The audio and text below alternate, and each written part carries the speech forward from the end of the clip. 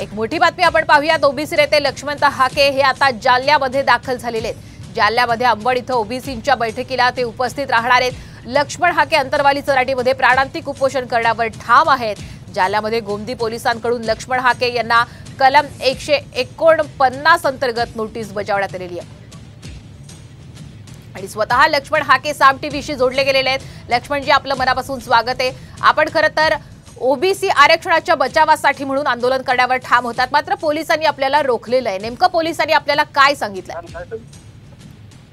खरं तर शासन पोलिसांच्या माध्यमातून ओबीसींचा आवाज दाबू पाहते। काल सकाळपासूनच पोलिसांचं डिपार्टमेंटचं माझ्या पाठीमागं खूप ते फोन करत होते, पण रात्री बार्शी ग्रामीण मध्ये आम्हाला जवळजवळ 3-3.5-4 तास आम्हाला बार्शी पोलीस स्टेशनमध्ये थांबवून ठेवलं आणि मग 149 ची नोटीस दिली।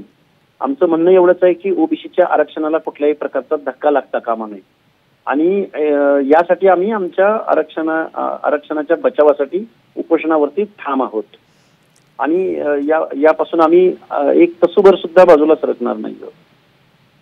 जी, धन्यवाद लक्ष्मणजी आपण दिलेल्या या प्रतिक्रियेबद्दल।